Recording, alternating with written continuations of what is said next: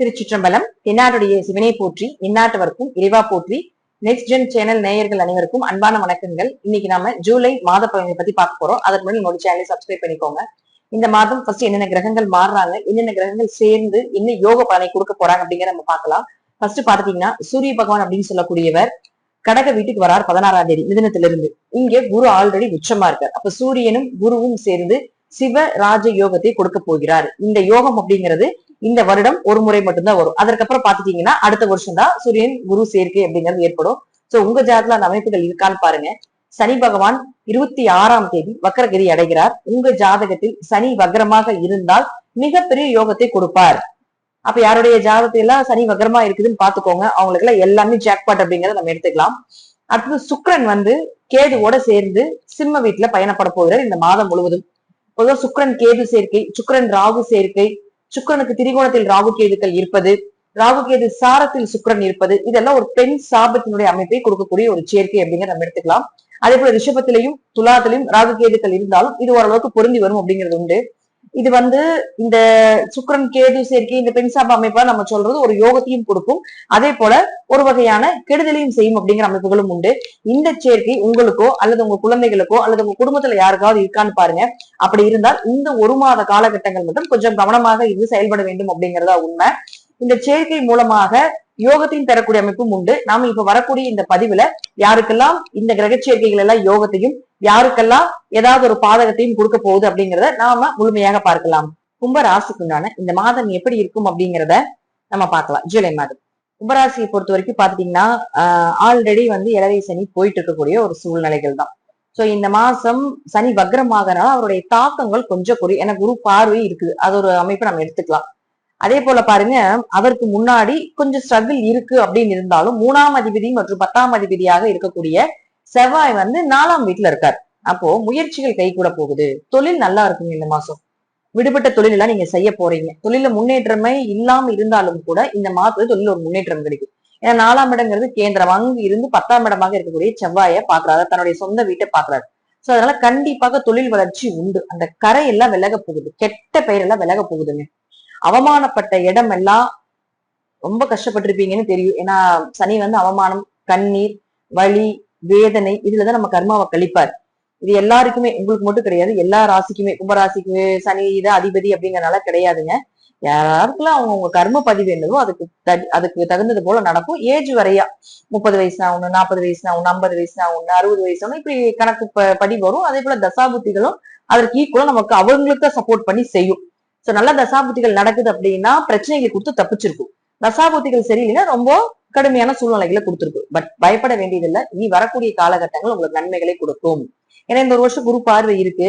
அதுக்கப்புறம் பாத்தீங்கன்னா உங்களுக்கு அந்த குரு விலகினாலும் உங்களுக்கு 7.5 சனி விலகிடும். சோ அதற்கப்புறம் வளர்ச்சி அப்படிங்கிறது எடுத்துக்கலாம். சோ இப்ப இருந்தே அதனுடைய அடித்தளத்தை நீங்க போட ஆரம்பிச்சிடலாம். ஆரோக்கியம் நல்லா இருக்கும். உடம்பு ஃபிட்டா வச்சுக்க போறீங்க. உடம்புல இருக்கக்கூடிய நோய் நொடிகள் எல்லாம் விலக போகுது. தாயினுடைய ஆரோக்கியம் நல்லா இருக்குது. 4ஆம் இடத்துல செவ்வாய் இருக்கிறதுனாலே கண்டிப்பாக ஏதாவது ஒரு வழியில பாத்தீங்கன்னா உங்களுக்கு வீடோ மனைகளோ சொத்துக்களோ வாங்கக்கூடிய அமைப்பு ஏற்படுத்தி கொடுக்கும். அடுத்தது பாருங்க, புதன் 5 மற்றும் 8ஆம் அதிபதி அவர் தன்னுடைய சொந்த வீட்டுல இருக்காரு. 5ஆம் இடம் அப்படின்னாலே குலதெய்வம் தாங்க. அப்ப இந்த மாதம் குலதெய்வம் உங்க கூட இருக்குன்னு அர்த்தம். அந்த அதிபதி வலிமையாக இருக்காரு இல்லையா? அப்ப குலதெய்வத்தினுடைய அனுகிரகம் நிறைய இருக்கு. இந்த மாசம் குலதெய்வ கோயிலுக்கு போயிட்டு வந்தீங்கன்னா நீங்க பட்ட கஷ்டத்துக்கெல்லாம் ஒரு தீர்வு கிடைச்சிடும், ஒரு முடிவு கிடைச்சிடும். உங்களுடைய மன வேதனைகள், மன பாரங்கள் எல்லாமே விலகிடும். கூட சூரியன் இருக்காரு. அப்ப 7ஆம் அதிபதியான சூரியன் கூட இருக்கும்போது குடும்பத்தோட போயிட்டு வாங்க. மனைவியோட குழந்தையோட எல்லாம் போயிட்டு வரும்பொழுது உங்க வாழ்க்கையில் நீங்க பட்ட கஷ்டங்கள், வேதனைகள், வலிகள் இதற்கெல்லாம் ஒரு வெளிச்சமும் தீரும். நிச்சயம் உங்க குலதெய்வம் கொடுத்தே தீரும். வக்ரமாக இருக்கும்பொழுது போலாமா வேண்டாமா அப்படிங்கிற யோசனைகள் வரும், தப்பான எண்ணங்களை கொடுக்கும். சோ இதுல மட்டும் கொஞ்சம் கவனமா இருந்துக்கணும். குழந்தைகளுடைய ஆரோக்கியம் நல்லா இருக்க போது, குழந்தைகளுடைய லெவல் நல்லா இருக்க போது, வளர்ச்சி கிடைக்க போகுது. உங்க குழந்தை யாராவது கவர்மெண்ட் எக்ஸாம் எழுதிட்டு இருக்காங்க அப்படின்னா அவங்களுக்கு நல்ல வேலை கிடைக்கும். அது சார்ந்த விஷயங்கள் எல்லாமே உங்க கைக்கூடி வரும். 8ஆம் அதிபதி வக்ரமானாலும் 8க்குடைய வக்ரமாகி ஆட்சி பலம் பெறுது, ஆயுள் பலம் பெருகும். தேவையில்லாம இருந்து வந்த மனோ பயம் எல்லாமே விலக போகுது. உங்க உறவுகள் இருந்து வந்த சண்டை, சச்சரவு, பிரச்சனைகள், கணவன் மனைவிக்குள்ள இருந்து வந்த கருத்து வேறுபாடுகள் எல்லாமே விலகிறதுக்கு உண்டான வாய்ப்புகள் கும்பத்துக்கு உண்டு. அதே போல 4, 9 குடையவராக இருக்கக்கூடிய சுக்கிரன் போய் தான் உங்களுக்கு 7ஆம் இடத்துல கேதுவோடு இருக்காரு. அப்ப 4 மற்றும் 9ஆம் அதிபதி 7ல் இருக்கிறது ஒரு வீடு மனை வாங்குறது, மனைவி சொத்து கிடைக்கிறது, கணவர் சொத்து கிடைக்கிறது, இப்படி எல்லாம் கிடைத்தாலும் கூட அப்பா அம்மா சொத்துக்கள் கிடைக்கிறது இருந்தாலும் அப்பா அம்மாவுக்கு கொஞ்சம் உடம்பு முடியாம போறது, கொஞ்சம் கஷ்டப்பட்டு சொத்துக்கள் வாங்குறது, அவங்க கிட்ட பேச்சுவார்த்தையில கொஞ்சம் கவனமா இருக்கிறதுல கொஞ்சம் தெளிவா இருந்துக்கணும் நீங்க. சுக்கிரன் கேது ஜாதகம், சுக்கிரன் கேது உங்க ஜாதகத்துல இருக்கு, சுக்கிரன் ராகு உங்க ஜாதகத்துல இருக்கு. நான் சொன்னது போல ஆரம்ப காலகட்டங்களில் என்னென்ன கிரகச்சேர்க்கைகள் இருக்குதுன்னு சொன்னேனோ அதெல்லாம் உங்க ஜாதகத்துல இருக்கான்னு பாத்துக்கோங்க. அப்படி இருந்தால் கொஞ்சம் கவனமா இருந்துக்கோங்க. தேவையில்லாம பெண் அமைப்புகள் மூலமாகவும் ஆண் அமைப்புகள் மூலமாகவும் ஏதாவது ஒரு பிரச்சனைகள் வரும். அது குடும்பத்துல வரலாம், அல்லது வேலை செய்யக்கூடிய இடத்துல வரலாம். ஏதாவது ஒரு கெட்ட பெயர் கொடுக்கறதுக்கு வாய்ப்புகள் உண்டு. ஏன்னா சனி பகவான் அவமானத்தை கொடுக்கக்கூடியவர் தான். அவமானப்பட்டாலும் கர்மா கழியும் அப்படிங்கறதுக்காக அவர் கொடுக்கக்கூடியது. சோ கொஞ்சம் பழக்க வழக்கங்களை கவனமா இருந்துக்கணும். புதுசா யாராவது வராங்க, பழகுறாங்க, பாக்குறாங்க அப்படின்னா கொஞ்சம் தேவையில்லாத ஏதாவது ஒரு விஷயங்கள் உங்களுக்கு நடக்குது அப்படின்னா கொஞ்சம் அதுல இருந்து வெளியே வந்துக்கிறது நல்லது. ஏன்னா உங்களுக்கு சனி அந்த இடத்த 8ஆம் பார்வையா பார்த்துட்டு இருக்கறனால அவமானப்படுத்திடும், கஷ்டத்தை கொடுத்துரும். இது வந்து ஒரு பாசிங் கிளவுட் மாதிரி விளக்கிட்டு போயிடும். இது கொஞ்ச நாளைக்கு தான், நம்மள ஏதோ ஒரு டார்கெட் பண்றதுக்கு வருது அப்படிங்கிறத நினைச்சுக்கிட்டு ஸ்கெட்ச் போட வருது அப்படின்னு நினைச்சிட்டு நீங்க வெளியே கிளம்பிட்டீங்கன்னா பிரச்சனைகள் குறையுது. உங்க குழந்தைகளுக்கு இருக்குது அப்படின்னா என்ன பண்றாங்க, என்ன செய்யறாங்க, எங்க போறாங்க, எங்க வராங்க அப்படிங்கறதெல்லாம் கொஞ்சம் பார்த்து கொள்வது என்பது ரொம்ப நல்லது. இருப்பினும் முழுக்க முழுக்க முழுக்க சனி குருவை பார்க்கறதுனால கொஞ்சம் பாதிப்புகள் இல்லை. ஏன்னா இத்தனை நாள் வந்து குரு லக்னத்தை பார்த்துட்டு இருந்தனால ஏதோ ஒரு பிரச்சனை வந்தாலும் தப்பிச்சுட்டு இருந்தீங்க. இப்ப லக்னத்தை குரு பார்க்கல, ஆல்ரெடி எங்க ராகு வேற இருக்காரு. அப்ப என்ன பண்ணணும்னா ஒரு கெட்ட விஷயத்துக்கு போகாம கொஞ்சம் நீங்களே தப்பித்துக் கொள்வது என்பது நல்லது. அதுக்கு கொஞ்சம் இறை வழிபாடு, துர்க்கை வழிபாடு, காளி வழிபாடு, உக்கிர தெய்வங்கள் வழிபாடு, கால பைரவர் வழிபாடு, கருப்பராயன் போன்ற உக்கிர தெய்வ வழிபாடுகளை கொஞ்சம் செய்து கொள்வது என்பது நல்லது. சனினா சுடுகாடுன்னு சொல்றோம். அப்ப அங்க ராகு இருக்கும்போது சுடுகாட்டில் வேலை செய்பவர்களுக்கு ஏதாவது உதவி பண்ணலாம், அல்லது சுடுகாட்டுக்கு பக்கத்துல இருக்கக்கூடிய கோவில்ல போய் வழிபாடு பண்ணிட்டு வரலாம். சுடுகாட்டுக்கு பக்கத்துல நிறைய சிவன் கோவில் இருக்கும். அதை கொஞ்சம் சர்ச் பண்ணி பாத்தீங்கன்னா தெரியும் உங்களுக்கு. உங்க ஊருக்குள்ள இருந்ததுனால அதை போய், அல்லது காவல் தெய்வமாக இருந்தாலும் அங்க போய் வழிபாடு பண்ணிட்டு இருக்கும்போது இந்த கெட்டதெல்லாம் விலகி ஓடுறதுக்கு ஒரு வாய்ப்பா இருக்கும். கண்டிப்பா அந்த தெய்வம் உங்களை காப்பாத்தி கொடுக்கும் அப்படிங்கறத உண்மை. ஏன் அப்படின்னா உங்களுக்கு சூரியனும் பாருங்க 6ஆம் இடத்துக்கு வந்துருவார் அடுத்தது 15ஆம் தேதிக்கு மேல. அப்ப குரு சூரியன் சேர்க்கைதான்.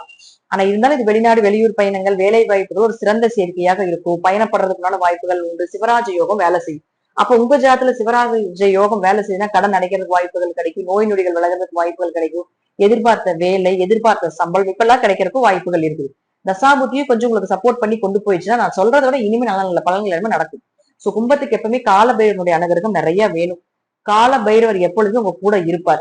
அதே போல நாய்க்கு பிஸ்கெட் கொடுக்கறது, ஒரு நாய் வளர்த்துறது, இதெல்லாம் வந்து நீங்க ஒரு தெருநாய் எடுத்து வளர்த்துறது, இதெல்லாம் நீங்க பண்ணும்போது உங்களுடைய பரிகாரமா இது வந்து உங்களுக்கு நன்மைகளை அதிகமாக வாரி வாரி கொடுக்கும். தொழில் இருக்கக்கூடிய பிரச்சனைகள் எல்லாமே விலக்கி கொடுக்கும்.